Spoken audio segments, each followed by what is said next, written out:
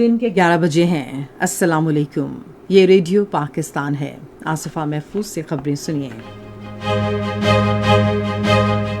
अहम खबरों का खुलासा।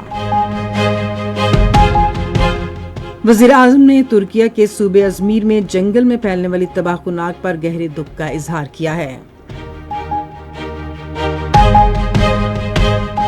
खुसूसी सरमायाकारी सहूलत काउंसिल की काविशों की बदौलत पाकिस्तान के सनत, सियाहत और निजकारी के शोबों में नुमायां कामयाबियां हासिल हुई हैं।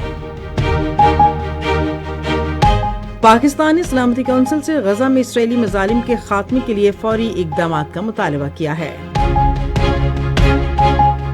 टीवी और स्टेज के नामवर अदाकार अनवर इकबाल बलोच की चौथी बरसी आज मनाई जा रही है। और अब खबरों की तफसील।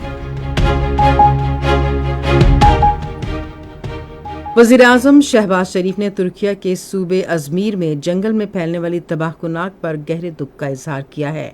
उन्होंने अपने एक्स हैंडल पर एक पोस्ट में सदर रजब तैयब उर्दवान और तुर्क अवाम से दिली हमदर्दी का इजहार किया और आग पर तेजी से काबू पाने और जानो माल के कम से कम नुकसान की दुआ की। उन्होंने कहा कि पाकिस्तान बिरादर मुल्क तुर्किया के भाइयों और बहनों के साथ मुकम्मल यकजहती के साथ खड़ा है और मुश्किल की इस घड़ी में हर तरह की मदद फराहम करने के लिए तैयार है। वज़ीर सेहत सैयद मुस्तफ़ा कमाल ने मुल्क भर में बीमारियों की रोकथाम की कोशिशों को तेज़ करने की फौरी ज़रूरत पर जोर दिया है। इस्लामाबाद में बुनियादी सेहत के मरकज़ में वसी पैमाने पर चलाई गई मुहिम के तीसरे मरहले के आगाज़ के मौके पर उन्होंने कहा, ये मुहिम महज हिफाजती टीकों की सरगर्मी नहीं बल्कि ये बच्चों के तहफ़्फ़ुज़ का कौमी अज़्म है। हिफाजती टीकों की इस मुहिम का मकसद इन बच्चों की वैक्सीनेशन है जो इनसे महरूम रह गए, ताकि इन्हें 12 जानलेवा बीमारियों से महफूज बनाया जा सके। खुसूसी सरमायाकारी सहूलत काउंसिल की काविशों की बदौलत मुल्क की सनत, सियाहत और निजकारी के शोबों में नुमायां कामयाबियां हासिल हुई हैं। चीनी Karsaz company build your dreams ने पाकिस्तान में इलेक्ट्रिक गाड़ियों की तैयारी के लिए मकामी कंपनियों से इश्तराक अमल किया है। SIFC के तहत सनती मंजूरी का वक्त 35% कम करके सरमायाकारों का एतमाद बहाल किया गया है, जबकि पाकिस्तानी स्टार्टअप बुकमी को सऊदी अरब तक वुसअत दी गई है।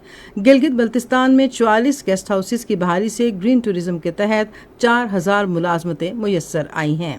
सिंध में किंझर झील और गोरख हिल्स जैसे मकामात पर निजी शिराकतदारी जैसे सियाहती तरक्की की नई मिसालें कायम हुई हैं।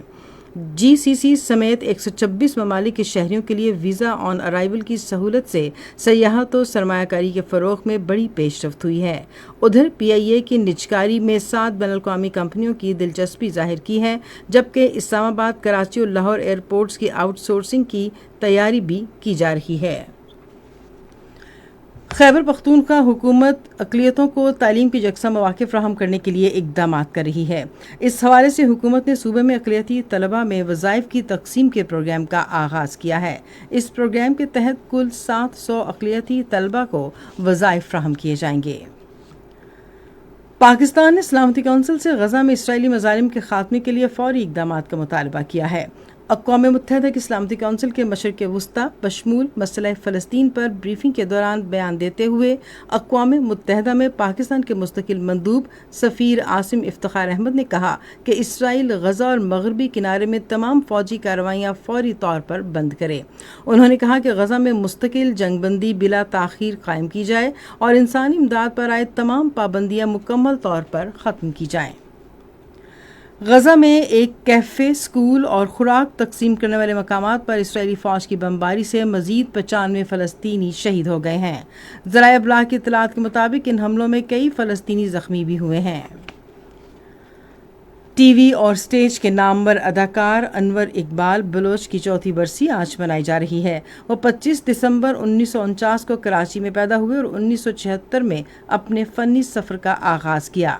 अनवर इकबाल ने पाकिस्तानी ड्रामा सीरीज़ शमा से शोहरत हासिल की। इसके बाद 1980 की दहाई में नसीम हिजाजी के नावल पर मबनी ड्रामे आखिरी चट्टान में अदाकारी के जौहर दिखाए।